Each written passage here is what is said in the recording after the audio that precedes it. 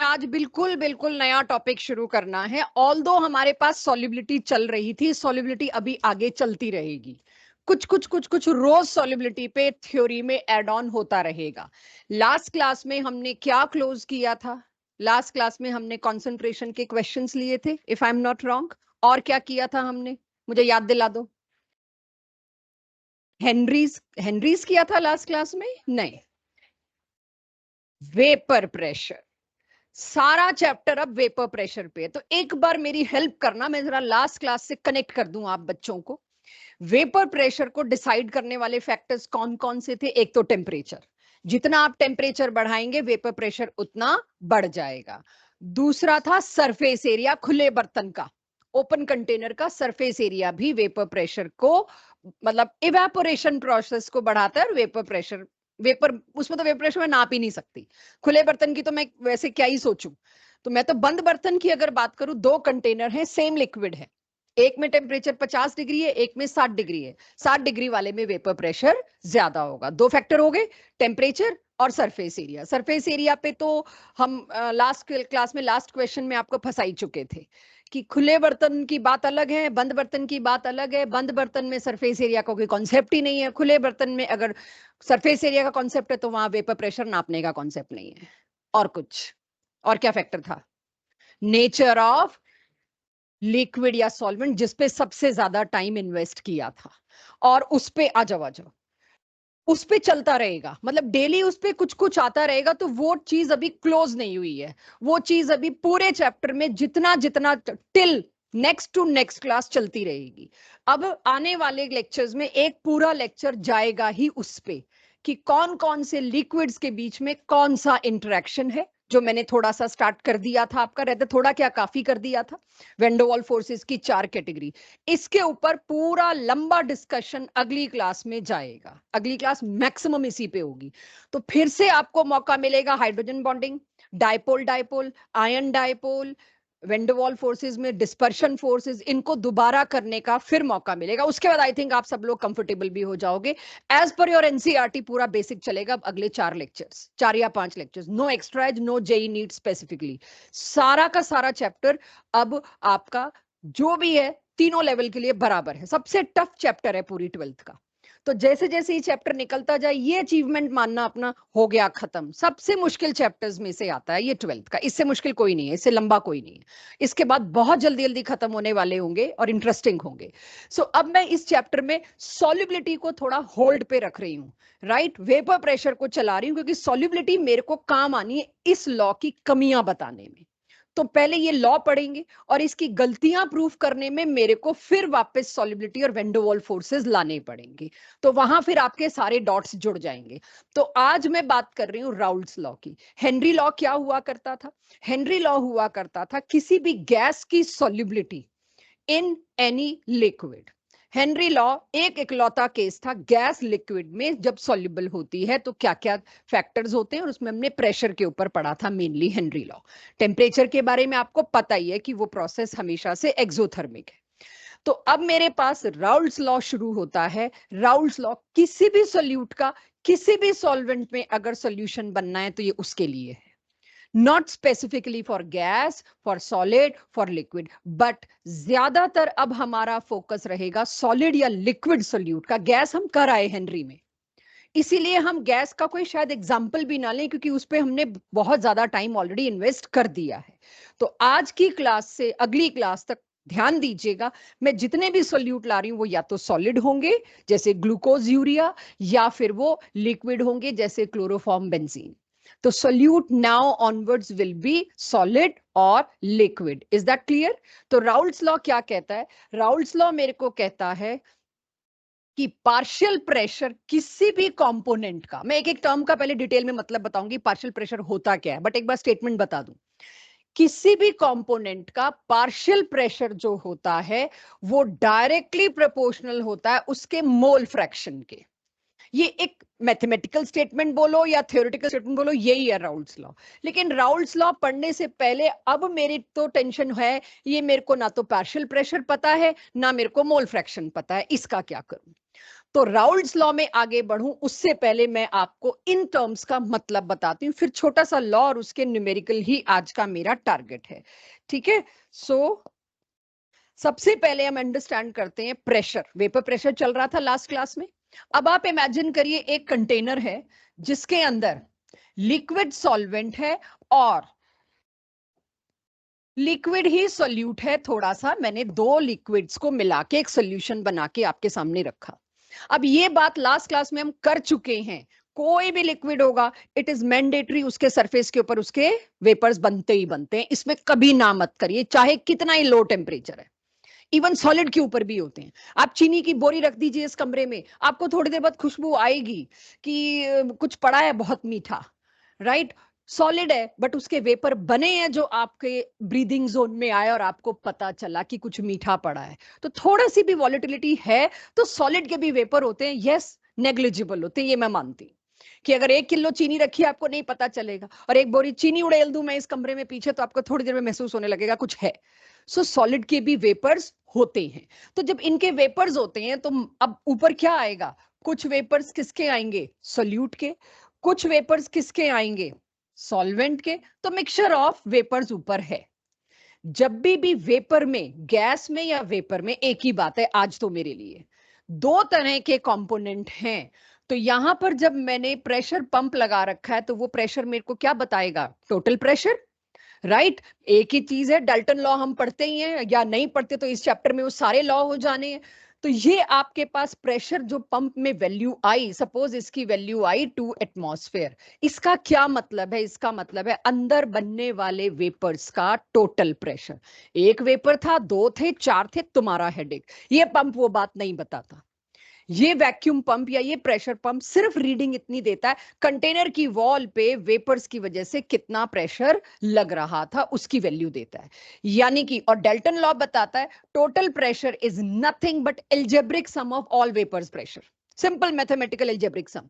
तो इसके अंदर कंपोनेंट ए है तो आप उसको ए करोगे, और बी है, दोनों के प्रेशर का एल्जेब्रिक सम। आपने एक चीज ऑब्जर्व की होगी, जैसे ही मैं उधर आई मैंने स्मॉल पी कर दिया, जैसे ही मैं इधर थी मैंने कैपिटल पी किया, बस यही पार्शियल प्रेशर शुरू हो जाएगा। ए कंपोनेंट जो था मेरा, ए मैंने किसको लिया है? जनरली ए मैंने लिया है सॉल्वेंट को।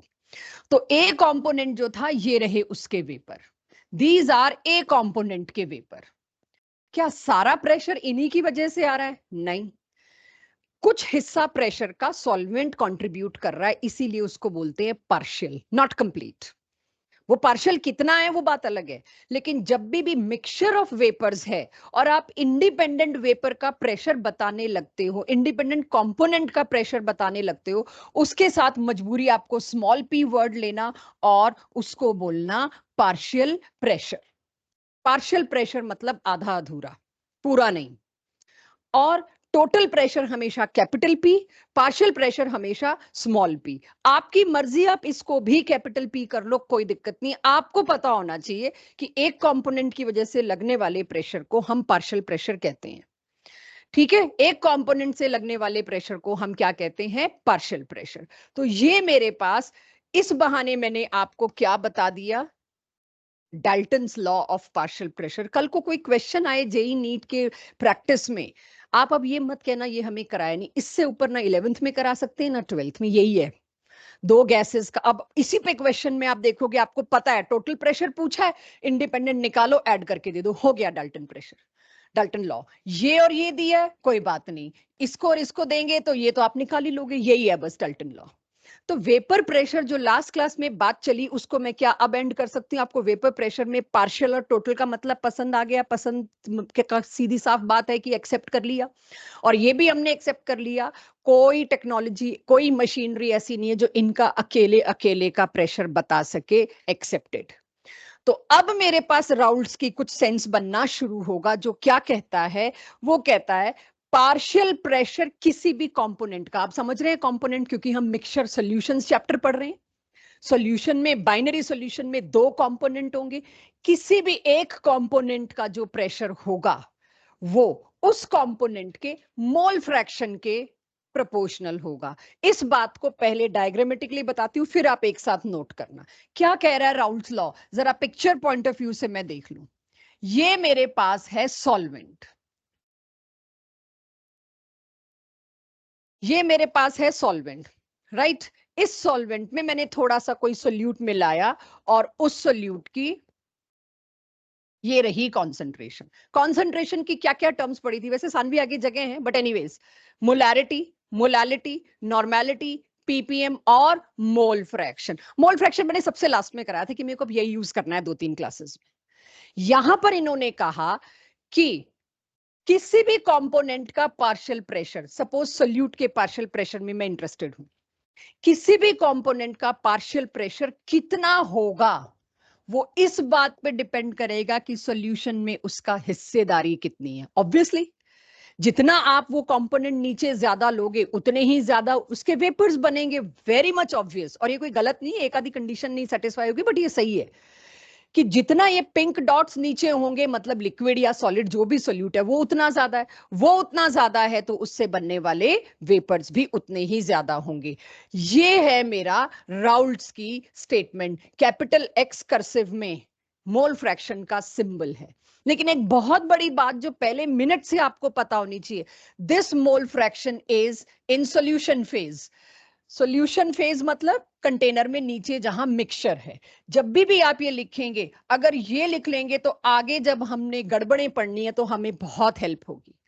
और ये प्रेशर किस फेज की बात हो रही है?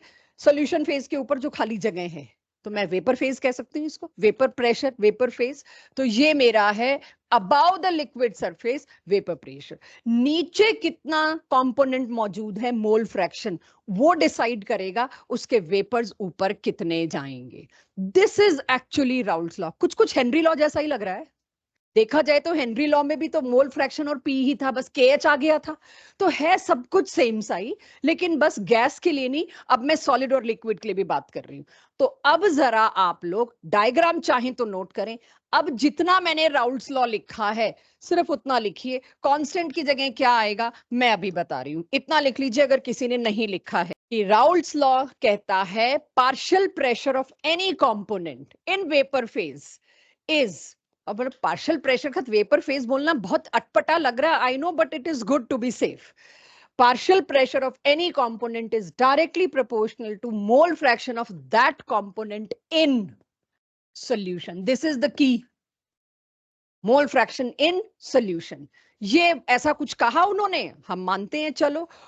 जैसे कि अब मैं एक्सप्लेन करती हूँ इसको मैथमेटिकली।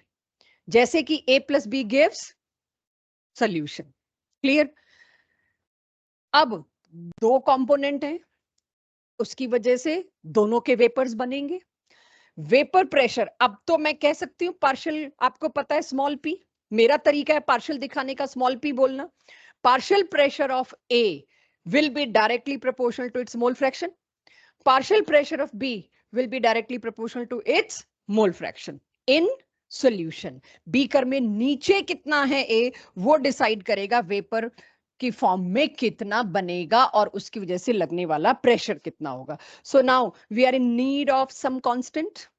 वो कांस्टेंट अब के अलग है, हेनरी कांस्टेंट जैसा नहीं है। वो कांस्टेंट राउल्ट्स का कहना था वो प्रेशर है जब अकेला ए मौजूद होता, when A is present pure। अगर A as liquid अकेला मौजूद होता, उसकी वजह से जो वेपर प्रेशर था दैट इज कांस्टेंट। वो हमेशा constant at a particular temperature, temperature तो मैं बदल ही नहीं रही। सिमिलरली बी जो कि मेरा सोल्यूट है स्टैंडर्ड एनसीईआरटी के हिसाब से, ए हम किसको ले रहे हैं बच्चों? सॉल्वेंट। नेवर क्वेश्चन दिस, ठीक है, इसको मान के चलना, बताया हुआ नहीं होगा। और ये हम बी किसके लिए लेके चल रहे हैं? सोल्यूट के लिए। तो सोल्यूट की वजह से लगने वाला प्रेशर क्या हुआ? अगर सोल्यूट अकेला होता तो उसकी वजह से कितना प्रेशर होता? मल्टीप्लाइड बाय उसका मोल फ्रैक्शन। इसको मैं डायग्रामेटिकली भी एक्सप्रेस करूंगी अभी। तो पहले तो राउल्ट्स की सिंपल स्टेटमेंट मैथमेटिकल मैंने निकाली। अब कोई मेरे को कहे ठीक है बस यही है राउल्ट्स लॉ, जैसे हेनरी यही था, वही ग्राफ वही सब कुछ।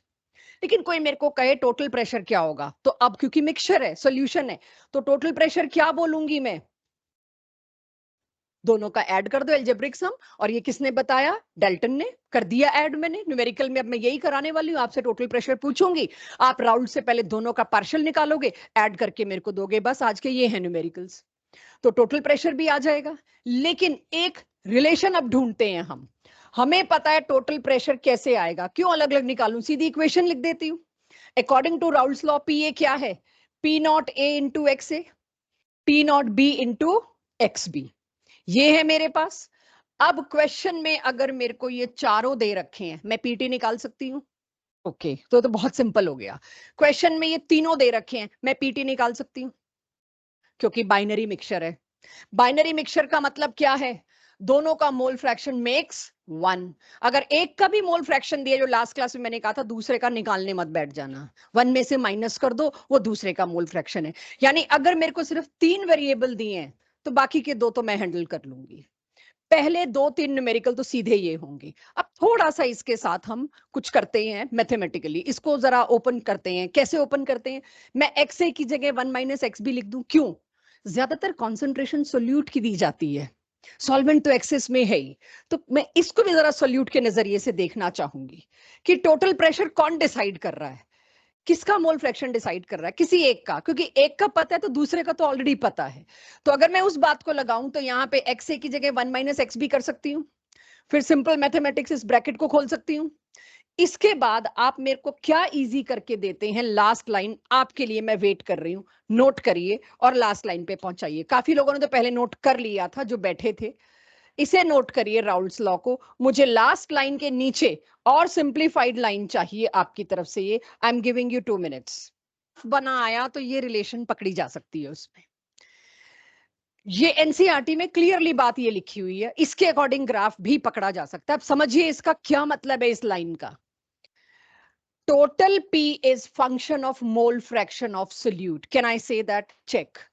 किसी एक का भी हो सकता है, कोई यहाँ पे क्वेश्चन डाल सकता है वाई सोल्यूट, अगर आपने एक्स ए की जगह 1 माइनस एक्स बी लिया था, वहां मैं एक्स बी की जगह 1 माइनस एक्स ए ले लूं तो यहाँ एक्स ए की टर्म्स में आ जाएगा फेयर। लेकिन हम कॉन्सेंट्रेशन किसकी रिपोर्ट कर रहे हैं, बाय स्टैंडर्ड सोल्यूट की, सॉल्वेंट की नहीं। तो मैंने हर चीज सोल्यूट के रिस्पेक्ट में लिए तो ये भी लूंगी। यस, टोटल प्रेशर किसी सॉल्यूशन का क्या होगा, ये सोल्यूट। अब इस ग्राफ को बनाते हैं बच्चों। यहां पर मैंने ग्राफ की 2 एक्सिस ली, इधर पी ए इधर P B. What is P A and P B, Arjun Mithilesh, what is P A and P B, अब तक के पढ़े डिटेल से। Partial pressure of A and B, मैंने यहां कैपिटल पी लिखा just to give you this stress कि small p ना आए तो क्या हम पहचान सकते हैं, यस। जब तक नॉट ना लगे तब तक प्योर नहीं है। कंडीशन ये, स्मॉल पी कैपिटल पी मेरा तरीका हो सकता है, किसी क्वेश्चन में हो सकता है, लेकिन जो जो प्रॉपर तरीका है वो क्या कहता है, जब तक नॉट नहीं है तब तक तुम लोग उसको प्योर नहीं मानोगे, या जब तक कहा ना जाए pure pressure of this liquid is this, तब तक प्योर नहीं मानोगे। तो ये दोनों क्या है, क्योंकि हम बाइनरी मिक्सचर ले रहे हैं, सॉल्यूशन ले रहे हैं, तो 2 कंपोनेंट की वजह से लगने वाले अलग अलग पार्शियल प्रेशर्स। अब मैंने इस एक्सिस के नीचे की साइड क्या लिया है, मोल फ्रैक्शन। एज्यूम करिए इस जीरो को, ये किसका जीरो मैं ले रही हूं, मैं यहां पर ऐसी कंडीशन ले रही हूं जब एक्स ए तो 0 है, एक्स बी 1 है, खाली सोल्यूट ही मौजूद था, सॉल्वेंट तो अभी डाला ही नहीं था। अगर मैंने क्लोरोफॉर्म इन बेंजीन डालना है तो सपोज मैंने अभी सिर्फ बेंजीन ले रखा है या क्लोरोफॉर्म, कोई एक चीज ले रखी है, कोई एक ही चीज ले रखी है, तो मतलब दूसरे का मोल फ्रैक्शन तो 0 ही होगा। तो यहां पर सिर्फ एक ही नजरिए से अगर मैं देखूं, उस कंपोनेंट में सिर्फ ए को ऑब्जर्व करूं, तो शुरुआत मेरी वो है जब ए है ही नहीं। जब ए है ही नहीं तो उसकी वजह से लगने वाला प्रेशर क्या है, 0। और दिख ही रहा है ग्राफ लीनियर बन रहे हैं हेनरी की तरह, जैसे उसमें मोल फ्रैक्शन और प्रेशर था वैसे ही इसमें है। तो ये स्टार्ट हुआ इधर से, जब ये स्टार्ट हुआ इधर से, जैसे जैसे मैं आगे जा रही हूं बच्चों, क्या हो रहा है, एक्स ए बढ़ता जा रहा है, एक का फ्रैक्शन बढ़ता जा रहा है तो दूसरे का फ्रैक्शन घटता जाएगा, राइट। पहले अगर मैं कहूं मेरी क्लास में 20 बॉयज हैं, गर्ल्स का फ्रैक्शन 0 है, 10 गर्ल्स और आ जाती हैं, बॉयज तो 20 ही रहे।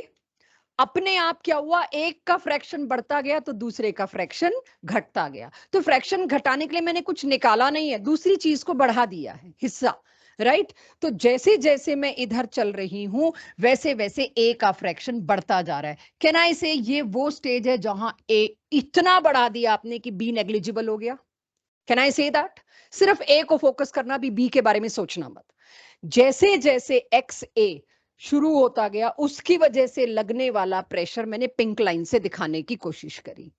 तो ये वाली लाइन जो है मेरे पास, ये line, this line is what, pressure का variation with its mole fraction.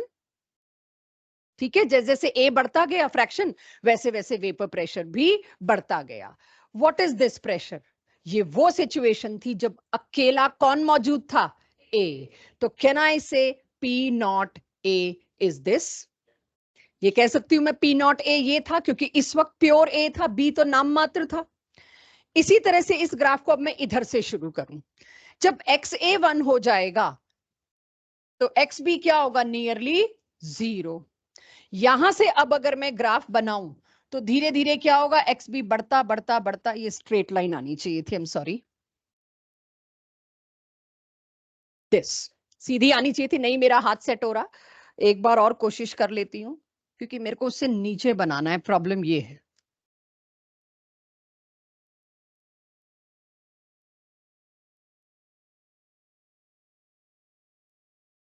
This, अब इसमें देखिए, व्हाट इज दिस नाउ? ये सिचुएशन क्या है? अकेला कौन मौजूद है इस वक्त? ए। ये कैसा अकेला? बी। अकेला बी मौजूद है। जब अकेला बी मौजूद है मतलब प्योर बी, प्योर बी है, तो ये प्रेशर कौन सा हुआ? P naught B. यानी अब मेरे को एक चीज समझ आ रही है, यहां पी ए लिख दिया मैंने, और यहां क्या लिख दिया? पीबी। लेकिन अब मेरे को क्या चेंज करना पड़ेगा? ये एक्सिस क्या बता रही है? ये एक्सिस तो कौन टकराया यहां आके? यहां आके कौन टकराया? जब B1 था, तो मेरे को यहां पर क्या लिखना चाहिए अब? ये क्वेश्चन आए हुए हैं, which of the following graph is correct और इनकरेक्ट। आप एनएमएसटी में देखेंगे और इनकरेक्ट में आपको ये चीज मिलेगी जो मैंने कर रखा था, कि मैं यहां पर पी ए लिख रही हूं और ऊपर प्रेशर किसका दे रही हूं? बाकी सब कुछ सेम दिखेगा, और कितनी बार डाउट में आता है इस ग्राफ में गलती ही कुछ नहीं है। फिर बहुत डीपली पढ़ें तो पता चलता है भाई गलती है। क्या गलती है? ये लाइन किसका प्रेशर दे रही है? बी का। तो यहां क्या होना चाहिए था? बी। ये गलती वाले ग्राफ भी आपको मिलेंगे, मिल सकते हैं, ये ध्यान रखिएगा, और हैं ये काफी कॉमन है ये question, this.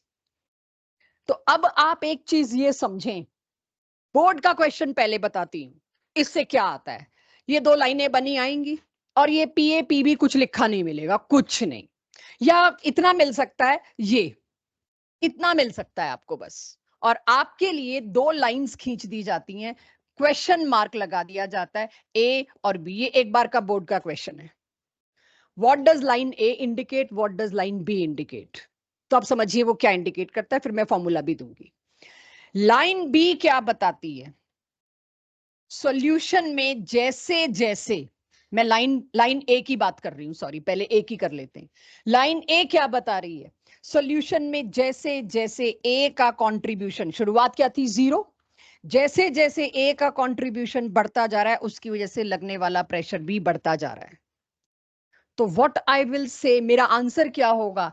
A line is telling me partial pressure of A at any composition, partial pressure due to A at any composition. What is the meaning of any composition?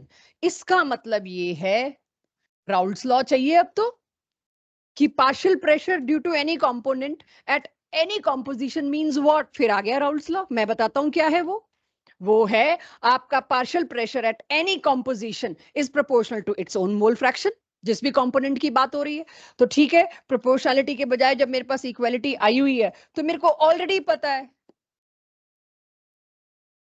यानी अब जब हम ग्राफ बनाएंगे तो जो आपकी कॉपी में graph बनेगा, उस ग्राफ में आप इस लाइन के ऊपर क्या करने वाले हैं?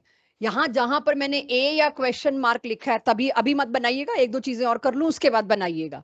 जहां पर मैंने ए लिखा है या क्वेश्चन मार्क लिखा है, आपको लॉजिकली वहां क्या लिखना है? P A is equals to X A into P naught A. ये लाइन ये बताती है। सिमिलरली लाइन बी क्या बताती है मेरे को? लाइन बी बताती है P B which is equal to P naught B into X B. तो ए और बी लाइन का मतलब इस तरह से लिखा मिलेगा, बहुत क्वेश्चंस में आएगा।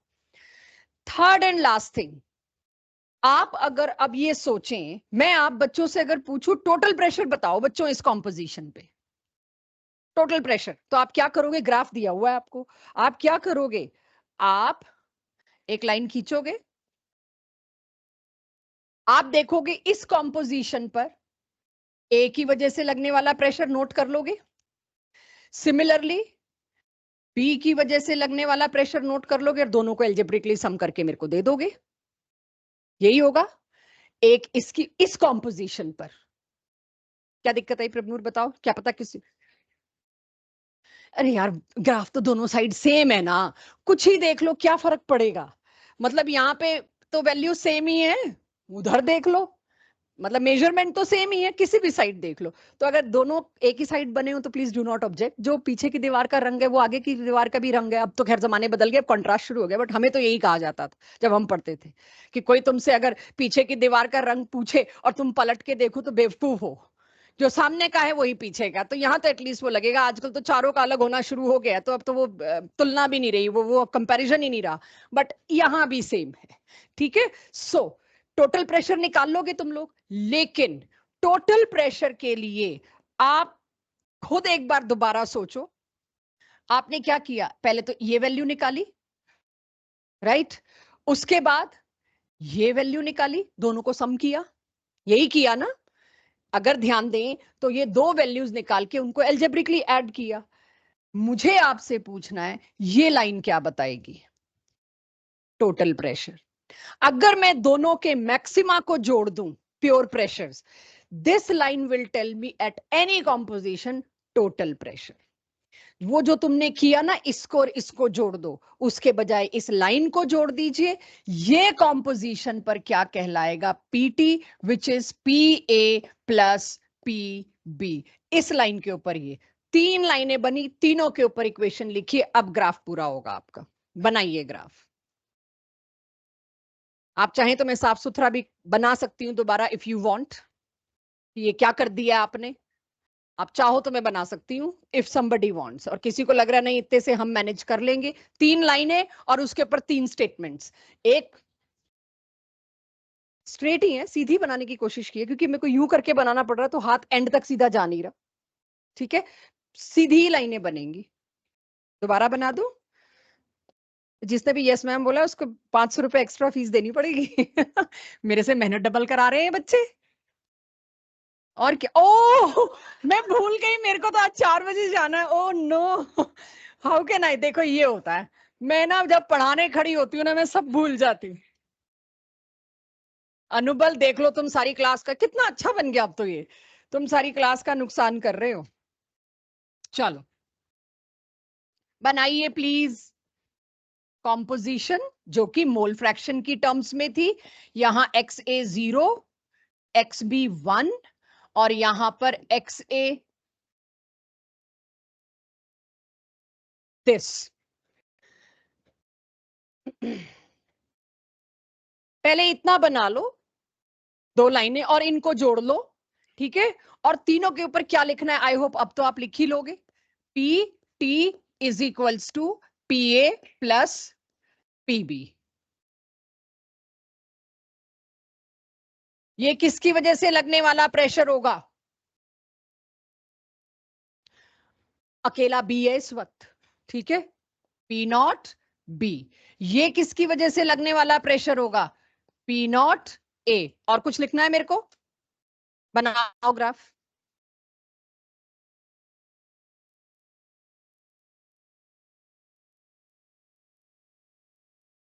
ये पी ए और पी बी ऑटोमेटिकली, अब देखो, अगर मैं आपको क्वेश्चन ग्राफ का सिंपल देती हूं इस कॉम्पोजिशन पे, एवरीवन ये मैं दोबारा नहीं बताऊंगी, सानवी इधर ही एक बार। एक्स ए इस वक्त है 0.4, एक्स बी इस वक्त है 0.6, सपोज मैंने ये कॉम्पोजिशन दी और आपको कहा ये रहा ग्राफ, आप पीटी बताओ। तो पीटी बताने का आपका जो नॉर्मल तरीका होगा वो क्या होगा, इस कॉम्पोजिशन पे आप लोग पहले देखोगे इस कंपोनेंट की वजह से लगने वाला प्रेशर नोट कर लोगे, फिर आप देखोगे इस कंपोनेंट को कहां जा रहा है इसका प्रेशर, आप ये दो प्रेशर वैल्यूज देखोगे, दोनों को एल्जेब्रिकली सम लाके करोगे और पीटी रिपोर्ट करोगे। ग्राफ में ये वैल्यू ऑटोमेटिकली उस पीटी को ही बता रही है। अब वो मत करना, अगर इन दोनों लाइंस को आप जोड़ देते हैं, this line will tell you that total pressure जो हर वक्त दोनों कंपोनेंट्स का अलजेब्रिक सम है। इस लाइन के बाद आपको वो नहीं करना चाहिए, ये बताया जा रहा है। क्लियर फलक? तो एवरीवन, सानवी शायद यहीं अटके थे टोटल प्रेशर वाली बात पे। सो इस ग्राफ में अभी और काफी टाइम हम स्पेंड करेंगे, आज भी, अगली क्लास में भी, और उससे अगली क्लास में भी। ये ग्राफ अभी काफी चलना है। सो अब आप इस चीज को ध्यान दीजिए, इस ग्राफ में 3 लाइंस हैं, ये तीनों लाइंस क्या इंडिकेट कर रही हैं? Clear everyone? तो अगर मैं कहीं भी क्वेश्चन मार्क दूं, आप बता पाएंगे? जैसे ये लाइन क्या बता रही है? ये लाइन बता रही है किसी वक्त भी किसकी वजह से लगने वाला प्रेशर? ए की वजह से। अब थोड़े से सवाल तुम लोगों पे आ रहे हैं, और जो लोग अपने पेन से खेल रहे हैं ना, जवाब वो ही देंगे, ठीक है? जो अपने पेन से खेल रहे हैं, जो आराम से बैठे हैं, ओट शोट लगा के, पिल्लो पे मंगवा देती हूँ, चिपका देती हूँ इसको। चलिए, सो अब ये ग्राफ अगर आपको क्लियर हो गया तो राउल्ट्स लॉ का मतलब क्लियर हो गया, ये माना जाता है। न्यूमेरिकल इसके निहायत आसान है। आ गया सबके पास? कुछ लोग बना रहे हैं, अभी भी बना ले भाई, मैं और कितनों को डांटूं? 2 लोगों को डांट के मैंने टाइम तो पास कर लिया है, एमी में किसी और को डांटू? और क्या, ये मेरा टाइम पास ही तो होता है। खाली कैसे खड़ी हूं? तो किन्हीं 2 पे लग चला दी गोली। चलिए, एक क्वेश्चन मेरे साथ करिए, लेट्स डू इट। राइट, पहले क्वेश्चन समझ लेना, ये आपकी डीपीपी में भी है, एनसीईआरटी में सॉल्व क्वेश्चन है ये क्वेश्चन सिर्फ इस राउल्ट्स लॉ और टोटल प्रेशर वाली बात को समझाने के लिए लाया गया है, फॉर्मूला एप्लीकेशन के लिए। अब अगर मैं देखूं, मुझे क्या कहा गया है? 2 लिक्विड्स हैं जिनका वेपर प्रेशर मेरे को दे दिया। पहले तो ये 2 लिक्विड पहचान लीजिए, क्योंकि मोल फ्रैक्शन के लिए आप लोगों को इनके मोलर मासेस निकालने पड़ेंगे। ये काम आपका होगा या हम कर देंगे, जब जब ज्यादा न्यूमेरिकल्स हो तो you can take help also. This is chloroform and this is dichloromethane. ये 2 लिक्विड सेम टेम्परेचर पर मैंने जब रीड किए, वेपर प्रेशर इन दोनों का ये है। क्लियरली बता रहा है, अलग अलग का दिया हुआ तो प्योर है। मुझे क्वेश्चन में आज तो यही समझना है, पार्शियल कौन सा और प्योर कौन सा और टोटल कौन सा, बस आज का मेन टारगेट तो यही है। तो यहां पर मेरे को ये पता चल गया, ये पी नॉट, अब मैं एक इसको ले रही हूं, मेरी मर्जी, मैंने क्लोरोफॉर्म को ले लिया, यहां तो कोई चक्कर ही नहीं है मेरे लिए। तो मैंने पी नॉट ए ये मान लिया, पी नॉट बी इसको मान लिया। तो पी नॉट ए पी नॉट बी तो मेरे को पता है। अब कहते हैं calculate vapour pressure of solution, मतलब क्या मांगा है? पीटी। सॉल्यूशन का वेपर प्रेशर मांगने का मतलब क्या है? आपसे मांग लिया पीटी। पहले कई क्वेश्चन में तो स्ट्रगल ये है, क्या दिया है, कौन सा प्रेशर दिया और कौन सा मांगा है। ये क्वेश्चन बहुत सिंपल और प्लेन है। फिर धीरे धीरे मैं प्रेशर मांगने के तरीके बदलती जाऊंगी, आपको सिर्फ ये पकड़ना होगा पार्शियल मांगा है कि टोटल मांगा है, गिवन पार्शियल है कि गिवन टोटल है, बस आज तो यही हेडेक है हमारा। तो अब आप देखिए, calculate the vapour pressure of solution prepared by 25.5 gram of ये और 40 ग्राम ऑफ ये। गलती नंबर 1 क्या होती है वो मैंने बता दी, प्रेशर नहीं पहचान पाते। बट इतनी सिंपल लैंग्वेज में क्लास 12th का बच्चा जिसको पता है कि मेरा कॉलेज डिसाइड होना है इस क्वेश्चन को सही करने पे, वो सही ही करने की कोशिश करेगा, जानबूझ के कोई गलती नहीं करेगा। लेकिन एक बड़ी एक्सपेक्टेड मिस्टेक क्या होती है? क्वेश्चन समझ आ गया, मेरे साथ सोल्यूशन इसीलिए समझिए फिर करना, क्योंकि मैं बता रही हूं गलती कहां होगी, अगले ही क्वेश्चन में करोगे या मेरे टेस्ट में करोगे, करोगे जरूर, कौन ये देखना है बस। पहला काम हमें यहाँ स्ट्रगल क्या आती है? पहले तो दोनों के मोल्स निकालने पड़ते हैं, बस मोल्स निकालने पड़ते हैं, उसमें हम थकना शुरू हो जाते हैं क्योंकि काम करना पड़ रहा है। मोल्स, CH2Cl2 के 40 ग्राम दिया है मैंने, मोलर मास भी आपको दे दिया बच्चों 85 है, आपने डिवाइड करके नंबर ऑफ मोल्स निकाल लिए। और CHCl3 का 25.5 दिया, उसको मैंने उसके मोलर मास से डिवाइड किया, मैंने मोल्स निकाल लिए। हम गलती से मोल फ्रैक्शन की जगह मोल्स पुट कर देते हैं। जब इस कैलकुलेशन से थोड़ी दिक्कत तो होगी इसमें, पहले तो मोलर मास निकालना पड़ गया, फिर मोल्स निकालने पड़ गए, दूसरी स्टेज तक आते आते हम समझने लगते हैं हो गया, यही तो मांगा होगा। तो ज्यादातर बच्चों का, और हर साल ये लाइन है मेरी, अगर पिछले साल का भी मैं देखूं ना तो मैंने यही लाइन बोली थी, तुम लोग एक ही गलती करोगे राउंड्स में, और गलती करा क्या सकती हूं मैं, देखो तो है क्या उसमें। एक ही गलती करोगे, नंबर ऑफ मोल्स निकाल के उस XA और XB की जगह पुट करके, मैम पता नहीं क्यों नहीं आया, देखो जरा। तो अगर आपने जैसे ही मोल्स निकाल लिए, फिर आपको टोटल मोल्स करने होंगे क्योंकि फ्रैक्शन निकालना है ना। तो टोटल नंबर ऑफ मोल्स कितने हुए? 0.68। मोल फ्रैक्शन ऑफ CH2Cl2, CH2Cl2 के कितने हैं और टोटल कितना है? एक गलती इसमें क्या होती है, इसके मोल्स ऊपर पुट कर दिए और कर कौन सा रहे हैं। मतलब सबसे बड़ी समस्या क्या होती है, आपका पहला दूसरा तीसरा स्टेप कोऑर्डिनेटेड नहीं होता, गुचड़ पुचड़ और रफ में कर रहे होते हैं जल्दबाजी में। तो मोल्स 0.47 है इसके, 0.47 बाय 0.683 किया, लेकिन यहां मोल फ्रैक्शन उसका ना लिख के दूसरे का गलती से लिख दिया, और पी नॉट ए के साथ मल्टीप्लाई जिसको करना था उसको पी नॉट बी के साथ कर दिया। इसीलिए मैंने एक क्वेश्चन पूरा दिखाया है, आपको अपनी तरफ से शुरुआत में ये ध्यान रखना है, उल्टी पुल्टी वैल्यूज नहीं पुट करना क्योंकि लेंदी हो जाता है। तो जब आपका एक का मोल फ्रैक्शन आ गया, दूसरे का नहीं निकालना, ये लास्ट क्लास से बोल रही हूं। अगर आपके पास डाइक्लोरोमीथेन का मोल फ्रैक्शन आ गया तो क्लोरोफॉर्म का मोल फ्रैक्शन अंडरस्टूड है 1 माइनस 0.688 आपके पास है। क्लियर? मोल फ्रैक्शन जैसे ही आ गए दोनों के, तब मेरा क्वेश्चन एंड पे आता है, टोटल प्रेशर मांगा था, पी नॉट क्लोरोफॉर्म का नोट करिए, उसके साथ ए और ए जिसको मैंने दिया सही मोल फ्रैक्शन पुट करिए, प्लस पी नॉट बी सही केमिकल को बी चूज करिए और उसके साथ एक्स बी करिए, फिर आपका आंसर आता है पीटी। ये 12th बोर्ड का क्वेश्चन, सॉल्व्ड क्वेश्चन एनसीईआरटी का 3 नंबर का है। ठीक है, अब इस क्वेश्चन को एब्जॉर्ब करिए, ऐसे ही 2-3 क्वेश्चन और कराने हैं, करिए इसको अपनी कॉपी में, करना जरूरी है ताकि पी नॉट और पी ए को समझे, फिर मैं ट्रिक करना शुरू करूं, पहले तो समझें। क्वेश्चन जो डीपीपी आपको लास्ट क्लास में डिस्ट्रीब्यूट की गई थी उसके सब्जेक्टिव पार्ट में ये मिलेगा, क्योंकि एनसीईआरटी का और एग्जाम्पलर का भी है, तो ये क्वेश्चन तो स्टार्टिंग हमेशा होगा। इसको एंड तक लेके जाइए, चाहे कैलकुलेट मत करिए, एंड तक लेके जाइए वैल्यूज पुट करने में, ताकि अब आप सोचिए, आपको अब तक मैंने क्या केस दिया, 2 कंपोनेंट थे, दोनों को मिक्स किया, दोनों को वेपर बने, दोनों के जो वेपर बने उनकी वजह से अपना अपना दोनों का पार्शियल वेपर प्रेशर था, दोनों को ऐड किया, टोटल वेपर प्रेशर लेके आ गई। इसका फायदा क्या होने वाला है, क्यों पढ़ रहे हैं हम, रियल लाइफ में क्या घुसने वाला है, बहुत इंपॉर्टेंट, जो अगली क्लास से शुरू होगा कि हमने क्यों पढ़ लिया, रियल लाइफ में इसका क्या मेरे को यूज मिलने वाला है। उसके लिए अब मैं उसी साइड जाने वाली हूं कि हम रियल लाइफ में कैसे इसको यूटिलाइज कैसे कर पाएंगे। मैं अगर आपको कहूं 2 कंपोनेंट में से एक कंपोनेंट नॉन वॉलेटाइल है, नॉन वॉलेटाइल मतलब जिसके वेपर बन ही नहीं सकते, glucose, urea, there are lots of examples जो अब धीरे धीरे आएंगे। नॉन वॉलेटाइल का मतलब है जिसके वेपर नहीं बन सकते, तो जिसके वेपर नहीं बन सकते उसका क्या होगा, वेपर प्रेशर हमेशा उसकी वजह से 0। तो इससे बढ़िया तो कोई स्टेट ही नहीं हो सकती, क्योंकि मेरी इतनी बड़ी इक्वेशन जो कैलकुलेशन थी एक साइड 0 ही हो गई।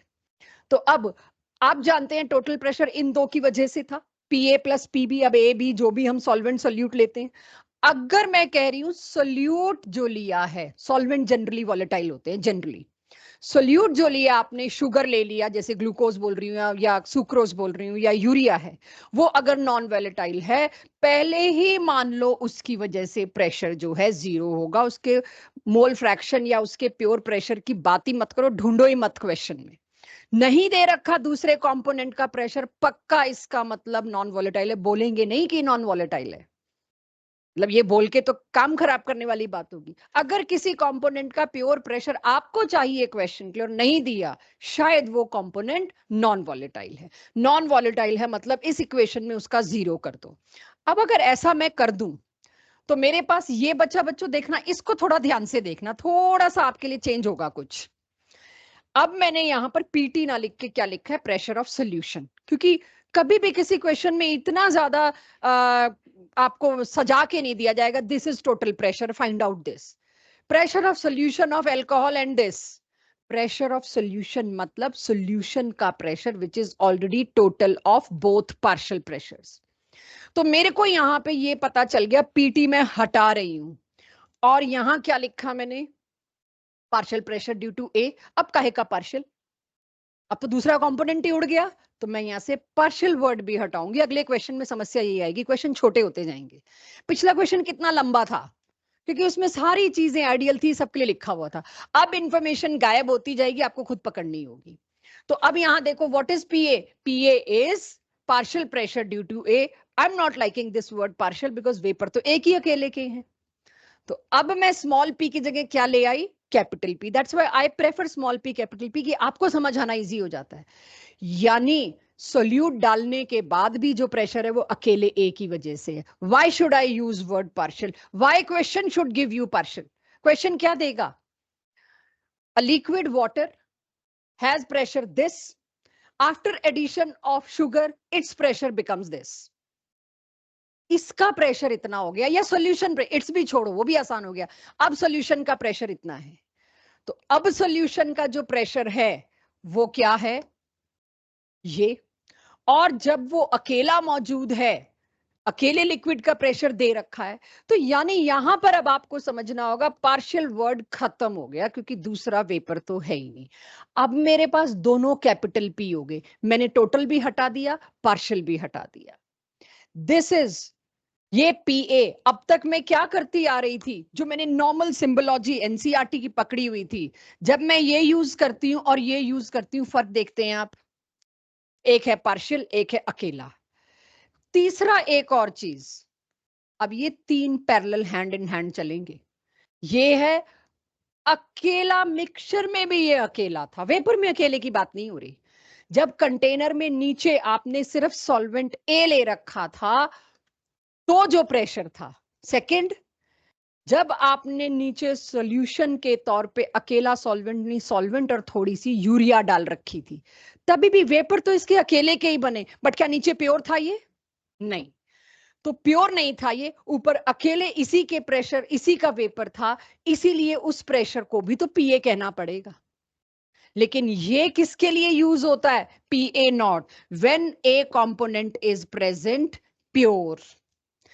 ये कब के लिए यूज होता है? जब मिक्सचर तो है, सॉल्यूशन तो है, ये प्योर तो नहीं है, मिक्सचर है, लेकिन एक कंपोनेंट बी जो था वो नॉन वॉलेटाइल था,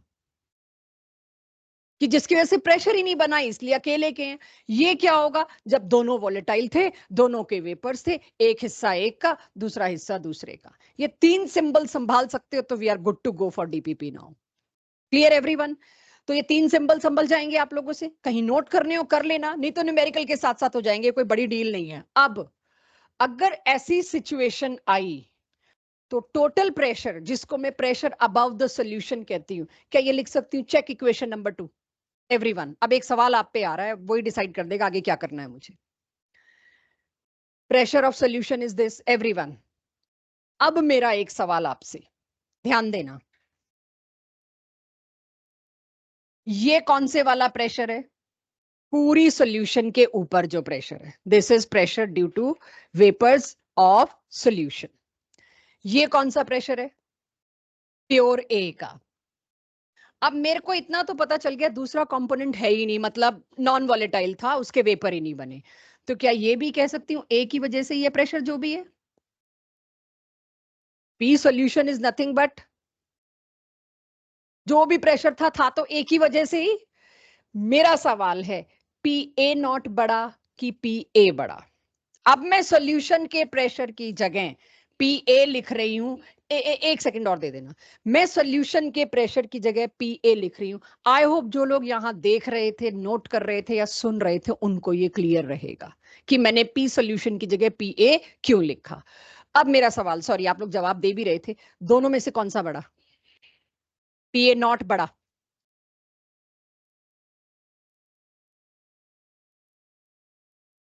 यस, पहले तो मैथमेटिकल पकड़ो जो आपको ज्यादा पसंद आता है. X is a fraction, fraction से मल्टीप्लाई हो रहा है. तो अब आप ये सोचिए, फ्रैक्शन से मल्टीप्लाई करना पड़ा ताकि इसके बराबर आए, तो पी ए नॉट तो बड़ा ही होगा, जिसको 0.2 0.3 0.4 से मल्टीप्लाई करके इसके बराबर लाना पड़ रहा है. ये हुई मैथमेटिकल बात. आपके बोर्ड में ये क्वेश्चन आ गया, आपका ये फ्रैक्शन वाला मैथ्स वहां एक्सेप्ट नहीं होगा, बिल्कुल एक्सेप्ट नहीं होगा, मजबूरी है. तो आपको इसका सही रीजन भी देखना है. एग्रीड, आप इससे ले सकते हैं. ये समझ तो मुझे आ ही रहा है, ऑब्वियस सा है ये, लेकिन इस ऑब्वियस को मुझे प्रेजेंट कैसे करना है वो मैं उस पे आती हूँ. पहले बताइए, सभी लोगों के पास ये नोट हो गया है? ये जरूरी है. अगली क्लास के न्यूमेरिकल्स 4 कॉलिगेटिव प्रॉपर्टीज इसी पे डिपेंड करेंगी, इसलिए जरूरी है.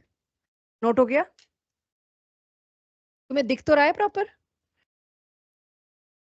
इसे नोट जरूर करिए, मेरी अगली क्लास की चारों कॉलिगेटिव प्रॉपर्टीज यहीं आएंगी। वो कोई पूछ के पता करके आया, वो अनुबल कुल्फी वाले का कह रहे थे पूछूंगा। हाँ, किसी कुल्फी वाले से ही। तो मटके वाली में तो उन्होंने क्या बताया, क्या भरते हैं वो? नमक ही भरते हैं ना, देखा, पता था। यस, अभी उसी पे आ रहे हैं, सब हो जाएगा, तुम 2 मिनट 5 मिनट दो, सब आएगा। भाई ग्राफ में दूसरी लाइन ही गायब कर दो, दूसरा कंपोनेंट है ही नहीं, तो वो एक लाइन यही तो बता रही है। यस, बट मेरे को प्रॉब्लम ये है कि अगर मेरा 1 नंबर का बोर्ड में क्वेश्चन आ गया तो मेरे को जो एनसीईआरटी ने डायग्राम बना के समझा रखा है, मेरे को वो समझाना है बस। I can not leave that, पूरा एक पेज है, पूरा एक पेज। समझ तुम सबको आ गया, समझदार पढ़े लिखे बच्चे हैं अब मेरे पास। चलिए, अगर मैं प्योर सॉल्वेंट लेती, I am talking about pure solvent, pure solvent के ये मॉलिक्यूल्स हैं। और लास्ट क्लास में आपने पढ़ लिया वेपर प्रेशर को सबसे ज्यादा कंट्रीब्यूट कौन करता है? Top layer. इवेपोरेशन के लिए या वेपर बनाने के लिए जो मॉलिक्यूल पहले ही ज्यादा एनर्जेटिक हैं वही सरफेस पे आए हुए होते हैं। तो उन्हीं मॉलिक्यूल्स ने सबसे पहले वेपर बना के ऊपर जाना है और जगह खाली करनी, फिर नीचे वाले उसकी जगह लेंगे। अगर मैं बात करूं सॉल्वेंट के कितने मॉलिक्यूल्स, मैंने कोशिश की है थोड़ी गिनती बनाने की, तो कितने मॉलिक्यूल्स आपको सॉल्वेंट के सरफेस पे नजर आ रहे हैं? अप्रोक्सीमेटली 6.5 इस सरफेस पे। तो इन 6.5 या 7 मॉलिक्यूल्स में से जो भी टेंडेंसी है, सपोज 4 का इवेपोरेशन हो गया एट अ सर्टेन टेम्परेचर, 4 5 जितनों का भी हुआ, जगह खाली हुई और आए, जगह खाली हुई और आए, और ऊपर गए, और इसी तरह से इवेपोरेशन प्रोसेस चलता रहता है। अगर इसके अंदर मैंने नॉन वॉलेटाइल सोल्यूट के साथ होमोजीनियस सोल्यूशन बना रखी होती, तो चैप्टर तो यही है, होमोजीनियस सोल्यूशन ही बना रहे हैं, मैंने बना दी होमोजीनियस सोल्यूशन। सरफेस पे सानवी, अब कितने सॉल्वेंट मॉलिक्यूल्स अवेलेबल हैं? तुम समझ रहे हो ना मैं कितना इग्नोर करती हूँ? अगर किसी की तुम लोगों को पेशेंस बढ़वानी हो ना, किसी से बदला लेना हो, इम्पेशेंट इंसान हो मेरे जैसा, उसको कहो टीचिंग कर ले टीनेजर्स की। दो लोगों की पेशेंस बहुत बढ़ जाती है, एक तो पेरेंट्स की जब माँ बाप के घर आ जाते हैं टीनेजर्स, और एक टीचर की। माँ बाप तो फिर भी इतने बॉन्डेड होते हैं कि चांटा लगा सकते हैं, बाद में मना लेंगे। हमारे तो वो भी हाथ बंधे हुए, हम चांटा नहीं लगा सकते, कद में अपने से बड़े हो गए हैं बच्चे। चुपचाप हम दूध में मक्खी पड़ी देख रहे हैं और उस दूध को पी रहे हैं रोज, तुम लोगों को नुकसान करते देखते हुए। आप ये समझ लो, जो आपके लिए दूध में मक्खी गिरी हुई है और उस दूध को पीने को कहने पे जो सांप लौटेंगे ना, मेरे पे वही सांप लौटते हैं जब तुम लोग क्लास में मोबाइल पे रिप्लाई कर रहे होते हो। मैं सिर्फ चुपचाप वो घूंट पी रही हूँ, क्या करूं इससे ज्यादा?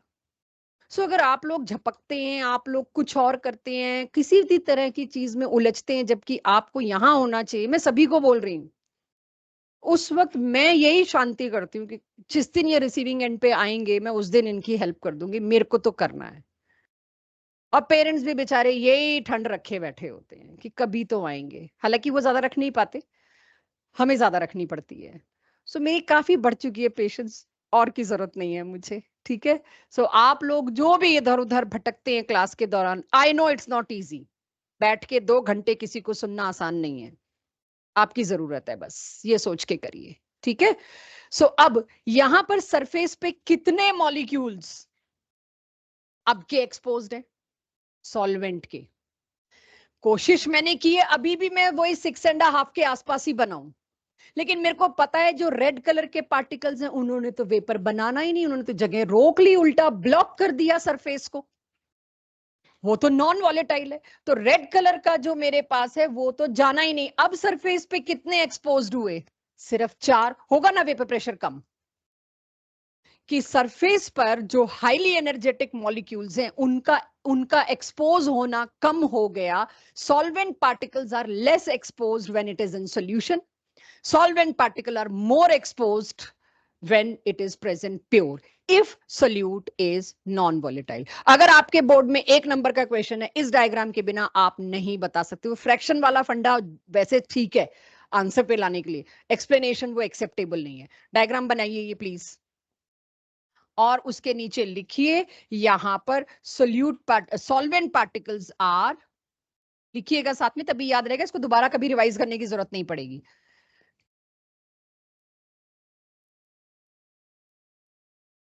Less available on surface.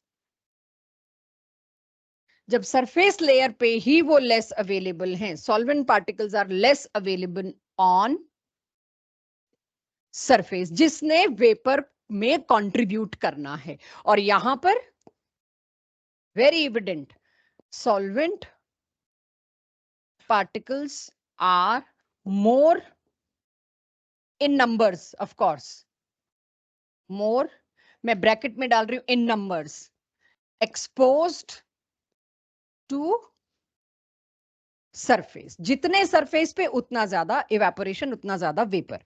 Surface लिखिएगा प्लीज, सरफेस लेयर लिख दीजिए, टॉप लेयर लिख दीजिए, जो जिसको अच्छा लगे। एक बार नोट्स में आ जाता है तो वो जो असर्शन रीजन स्टेटमेंट वाले क्वेश्चन है उसमें आप कॉन्फिडेंट रहते हैं। को जो डीपीपी दी गई है सब्जेक्टिव, उसमें एक कैटेगरी के क्वेश्चन तो वो थे जो मैंने पीछे कराया, सबसे मुश्किल मैंने पहले ही उठा लिया, सबसे ज्यादा कैलकुलेशन वाला। मैं जरा 2-3 क्वेश्चन ऑब्जेक्टिव के करा रही हूँ, कहने को ये ऑब्जेक्टिव के क्वेश्चन है, this can very much come in your board exam, objective form में भी, सब्जेक्टिव फॉर्म में भी। तो मेरे साथ जो लास्ट क्लास में डीपीपी थी, आपको क्वेश्चन नहीं ढूंढना है, आपको डीपीपी नहीं ढूंढनी है, मैंने लिख के रखा हुआ।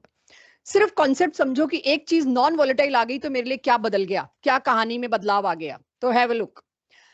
अब कहीं नहीं बता रखा क्वेश्चन में कोई चीज नॉन वॉलेटाइल है, पहला तो चेक ये करो। Nobody will tell you that this is non volatile. Glucose, urea, sugar, sucrose, तुम्हें खुद ही पता होना चाहिए कि ये नॉन वॉलेटाइल होते हैं। अगर 18 ग्राम ग्लूकोज, जैसे ही ग्लूकोज नाम याद आए, कोशिश कर लो इसका मोलर मास भी एकदम से याद आ जाए, 180 होता है। ठीक है, एक एक फायदा हो जाएगा। ऑल दो क्वेश्चंस में दिया जाता है, नहीं तो फॉर्मूला दे देते हैं C6H12O6, निकालते रहो। तो मेरे को याद है तो मैंने लिख दिया, आपको बड़ी हेल्प हो जाएगी इससे। उसमें 178.2 ग्राम्स ऑफ वाटर, वाटर का मोलर मास सबको आता है। क्यों मेरे को मोलर मास चाहिए? नंबर ऑफ मोल्स और मोल फ्रैक्शन के लिए चाहिए, तो इसीलिए मैं पहले से मेरा दिमाग चलाना शुरू कर दूं। अब मेरे को क्या कहा है, वेपर प्रेशर ऑफ वाटर, अकेला वाटर है ये, दे दिया मेरे को एट एसटीपी टेम्परेचर पर, दे दिया या मांग लिया, कुछ तो किया होगा। फॉर दिस सोल्यूशन वाटर का प्रेशर निकालो। ये पहली झलकी है, कौन सा प्रेशर पूछा है? Vapour pressure of water for this solution. इस सोल्यूशन में जब वाटर है तो आपको प्रेशर ऑफ सोल्यूशन मांग लीजिए, या प्रेशर जो सोल्यूशन का होना तो वाटर की वजह से ही है। तो अब मैं बजाय ए के यहां डब्ल्यू लिख दूं, चलेगा? बेटर रहेगा वाटर के लिए। यानी मेरे से मिक्सचर में जो वाटर की वजह से लगने वाला प्रेशर है वो मांगा है, जिसको हम पार्शियल अब क्यों बोले, क्योंकि दूसरा कंपोनेंट तो नॉन वॉलेटाइल है, ग्लूकोज इज नॉन वॉलेटाइल, ये आपसे एक्सपेक्टेड होगा। तो अब यानी कि मेरे को ये पता चल गया प्रेशर ऑफ सॉल्यूशन या प्रेशर ड्यू टू वाटर निकालना है इन अ सॉल्यूशन, तो सीधे राउल्स लगा दूं। Pressure due to any component in a solution is, W W दिख रहे हैं सबको? अब समस्या कुछ भी तो नहीं दे रखा, STP, standard temperature and pressure. STP का मतलब क्या है? Standard pressure. तो वाटर अगर प्योर स्टैंडर्ड प्रेशर, वाटर अगर प्योर मौजूद है किस कंडीशंस पे, तो स्टैंडर्ड प्रेशर मेरे पास है 1 एटमॉस्फेयर, और 1 atmosphere 1 ATM is equals to, काफी बच्चों ने हेनरी लॉ की डीपीपी में पूछा था, हमें तो प्रेशर की यूनिट्स नहीं समझ में आ रही, जबकि हम लास्ट ईयर कर चुके हैं। बट जिन्होंने भी पूछा था, हम क्या मतलब हर जगह कर चुके होंगे, जिन्होंने भी पूछा था उन्होंने रिवाइज नहीं किया चीजों को। 1 atmosphere is equals to 760 millimetre of Hg। जितना प्रेशर मरकरी पर लगे, मतलब वाटर के सरफेस पर लगे या मरकरी के सरफेस पर लगे, जितना प्रेशर, और उस प्रेशर से 760 मिलीमीटर मरकरी ट्यूब में ऊपर चला जाए, उस प्रेशर को एटमॉस्फेरिक प्रेशर के बराबर माना गया। अगर मैं मरकरी का ओपन कंटेनर यहां रख दूं ना, इसके अंदर मरकरी भरा हुआ, और उसके अंदर एक इन्वर्टेड ट्यूब लगा दूं, ये मरकरी भरा हुआ है इसके अंदर, कि क्यों ये मिलीमीटर मरकरी का मतलब क्या है, अगर आपको ना समझ में आ रहा हो, अगर इसको खुला इस कमरे में रख दिया जाए, इसके ऊपर क्या प्रेशर लगेगा? एटमॉस्फेयर का। उस एटमॉस्फेरिक प्रेशर की वजह से मरकरी अपने आप ऊपर चढ़ना शुरू होगा, और मरकरी कितना ऊपर चढ़ जाता है, वो हाइट होती है 76 सेंटीमीटर, और उसको अगर मैं मिलीमीटर करूं तो 760 मिलीमीटर Hg। इसीलिए प्रेशर के लिए यूनिट चल रही है। हेनरी का जब से शीट सर्कुलेट हुई है, कुछ लोगों ने मेरे से पूछा, मैंने कहा था जब मौका लगेगा क्लास में एक बार बात कर लूंगी। तो 760 मिलीमीटर Hg एक बहुत अटपटा लगता है, ये प्रेशर की यूनिट कैसे है? Yes, this is the pressure unit, क्योंकि मेरे पास प्रेशर नापने का एक तरीका ढूंढ लिया। तो अब अगर एसटीपी की कभी भी कोई बात करे तो उस वक्त प्रेशर क्या होता है? 760 मिलीमीटर Hg। क्लियर सबको? तो अब यानी एसटीपी के अंदर उन्होंने बता दिया भाई वाटर के ऊपर प्रेशर कितना लग रहा है इस वक्त, वाटर का प्रेशर कितना होगा इस वक्त? 760 मिलीमीटर Hg। इतना ही समझ आ रहा है मेरे को, देखते हैं कुछ गलती होगी तो पकड़ेंगे, लेकिन अभी क्वेश्चन है तो मेरे को इतना ही समझ आ रहा है। अब फिर भी जो भी आपके पास ग्लूकोज था तो जी मैंने लिख के रखा है कि किसी को फिर भी अटके तो मैंने यहाँ कर दिया। ये तो नॉन वोलेटाइल है, इसके तो 0 आ गया, मैंने वहां ये चीज डायरेक्ट लिख दी जो यहाँ लिखी हुई है। तो only water vapours contribute to pressure, that's why मैंने यहां पर ये लिख दिया। अब सॉल्व करो मेरे साथ, do it, I am waiting, करिए। ऑब्जेक्टिव डीपीपी मतलब डीपीपी 3 आपको लास्ट क्लास में दी जा चुकी है, उसका ऑब्जेक्टिव का पहला ही क्वेश्चन है आई थिंक, और मैंने इसको करवाया है। आप एक बार अपने आप संभालिए इसको, देना मान्य एक बार डीपीपी है तो मैं देख लूं फर्स्ट ही है ना, कहीं गलत नंबरिंग तो नहीं है। हाँ, ऑब्जेक्टिव का फर्स्ट 178.2 ग्राम यही लिखा है ना मैंने? हाँ ज्योति मैम, आपके इसके सॉल्यूशंस हैं, इसके सॉल्यूशंस हैं आपके पास डीपीपी 3 के, पीडीएफ है, ठीक है कोई बात नहीं।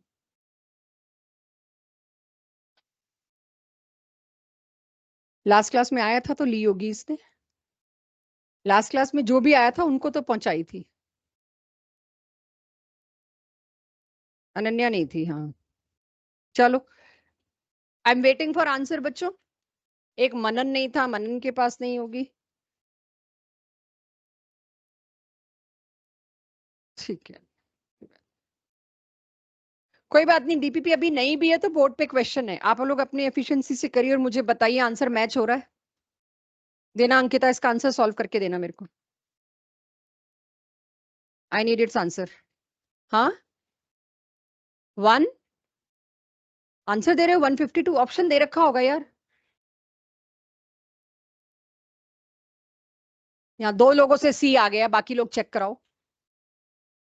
मेरे पास नहीं आंसर, मैं लगाना भी नहीं चाह रही क्यूआर कोड पे और ढूंढना नहीं चाह रही आंसर, तुम ही लोग बताओ। भाभी नहीं आंसर दो कैलकुलेटर निकाले बिना।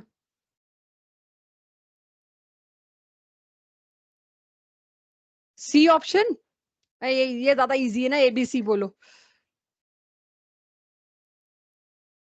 तो अब इसमें आपको देखिए कैलकुलेशन सिंपल मल्टीप्लिकेशन है, वो मैं उस पे ना भी अभी टाइम का डिवोशन दूं कि कई लोग, आप लोगों को ये नहीं लगना चाहिए मेरा उस वक्त आंसर नहीं आता, मैं इंटरेस्टेड ही नहीं हूं आंसर आए।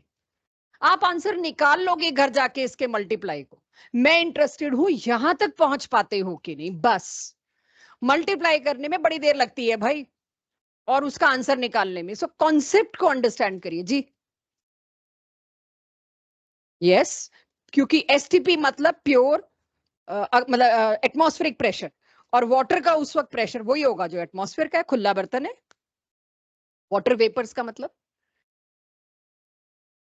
हाँ जी, अगर इसका कॉन्सेप्ट क्लियर हो गया हो, कॉपी में ये आ गया हो, तो मैं आगे बढ़ सकती हूँ, और अगर किसी को लगे नहीं 2 मिनट रुकना है तो मैं रुक भी सकती हूँ, मेरा टारगेट तो ऑलमोस्ट हो ही गया आज का।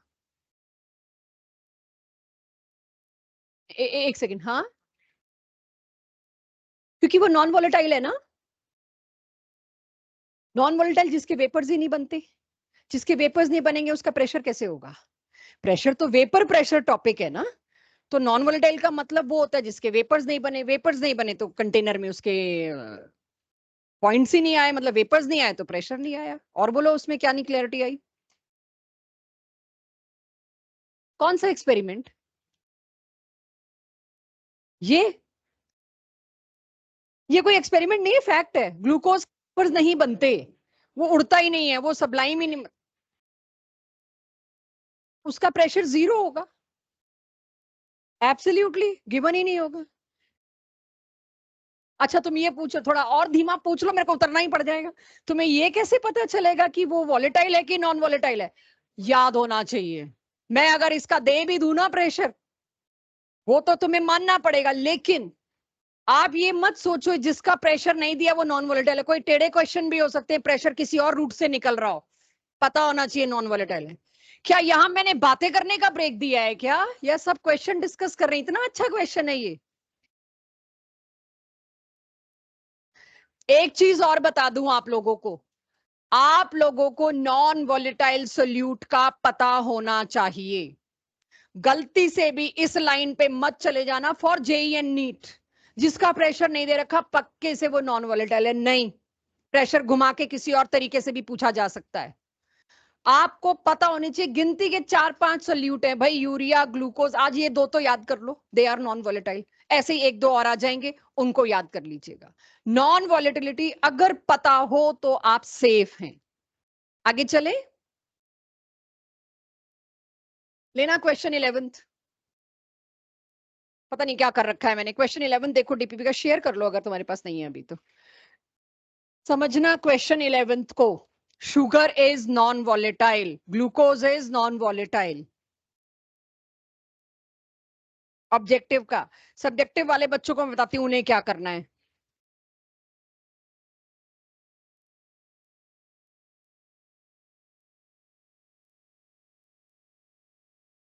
ये जबरदस्त, मतलब अच्छा, ओहो, आई कैन अंडरस्टैंड।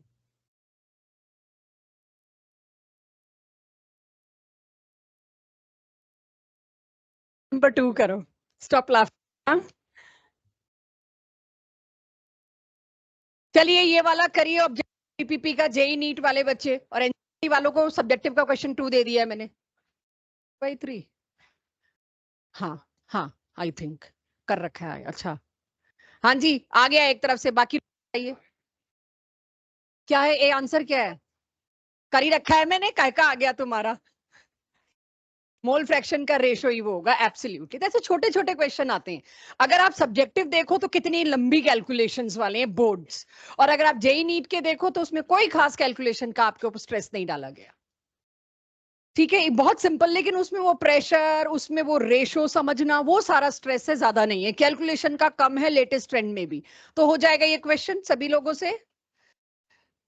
चलो जी, ये तो तुम पूरा वैल्यूज पुट करके मेरे को बताओ, और कुछ नहीं। मैं पढ़ लूं, ethyl alcohol and propyl alcohol has this. ये देखना आपकी डीपीपी में कौन सा क्वेश्चन है।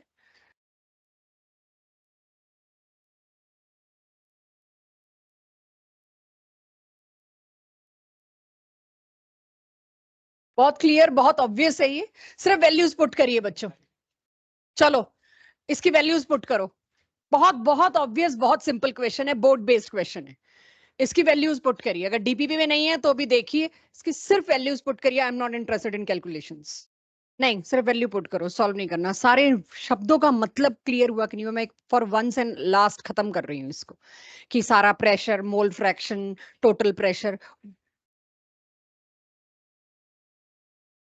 Ethyl alcohol and propyl alcohol has a vapour pressure of इतने मिलीमीटर Hg, ऑब्वियसली, क्योंकि अलग अलग प्रेशर नहीं दे रखे। इसीलिए मैं चाह रही हूं एक बार आप क्वेश्चन पढ़ के सिर्फ वैल्यूज पुट करिए।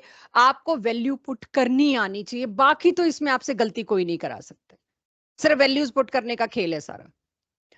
The vapour pressure of pure propyl alcohol दे दिया, तो दूसरे का प्योर नहीं दिया, इसका मतलब मैंने नीचे लिख भी रखा है। मोल फ्रैक्शन इथाइल अल्कोहल का दे दिया, तो प्रोपाइल अल्कोहल का कितना होगा? 0.4। तो दोनों के मोल फ्रैक्शन भी आ गए मेरे पास। Vapour pressure, it's vapour pressure, किसका वेपर प्रेशर पूछा है? इथाइल अल्कोहल का। तो सारी ये जो भाषा है, लैंग्वेज है, इसको पकड़ो। मोल fraction of ethyl alcohol is this, it's vapour pressure at same T is, यानी प्योर इथाइल अल्कोहल का प्रेशर पूछ लिया आपके।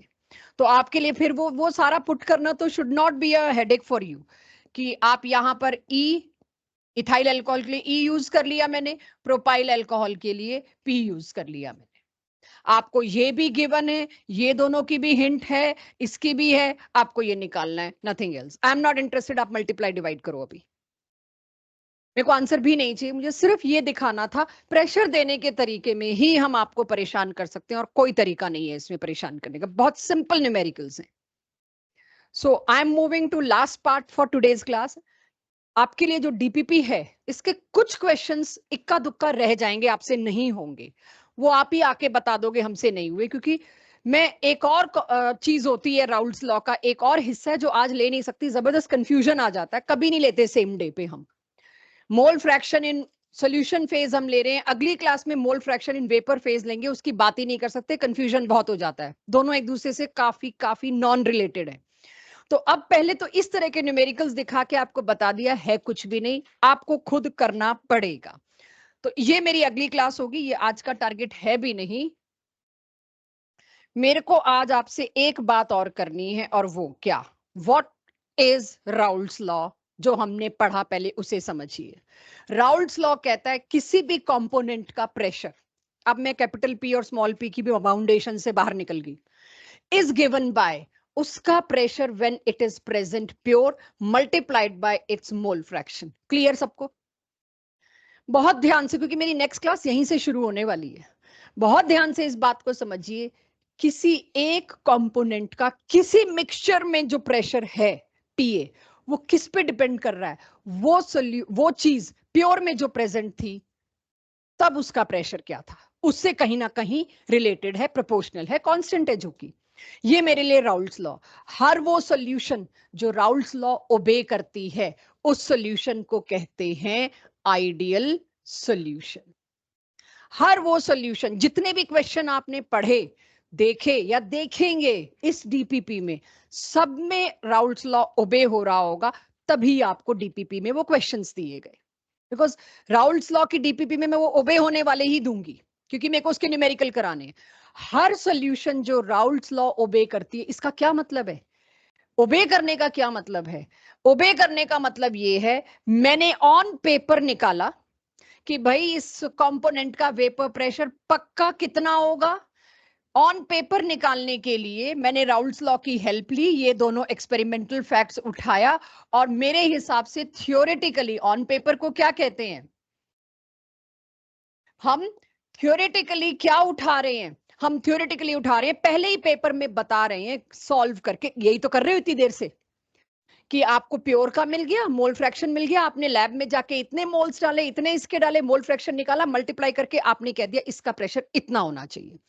थ्योरेटिकली आपने वेपर प्रेशर निकाल के दिया, लेकिन मैं गई लैब में, और लैब में वही कॉम्पोजिशन रखी, वही नॉन वोलेटाइल सोल्यूट एक डाल के सब कुछ किया, और जो पंप पे प्रेशर आया उसको नोट किया, अनइक्वल आए कुछ केसेस में। तो राउल्ट लॉ ओबे होने का मतलब क्या है? ओबे होने का मतलब है प्रैक्टिकल, यानी कि लैब, और कह लीजिए एक्सपेरिमेंटल, मैचेस विद थ्योरेटिकल। आपने जो पेपर पे निकाला और जो लैब में जाके नापा, उस पंप की वैल्यू में अगर सिमिलैरिटी आ गई, ये सॉल्यूशन वो थी जो आइडियल आदर्श किताबी सॉल्यूशन है। तो आइडियल सॉल्यूशन हर उस सॉल्यूशन को कहते हैं जो राउल्ट्स लॉ ओबे करे। राउल्ट्स लॉ के ओबे करने का मतलब, आप जो प्रेशर पेपर पे निकाल रहे हो वही प्रेशर लैब में मिला, बहुत सॉल्यूशंस में मिला, वही से डीपीपी भर रखी है।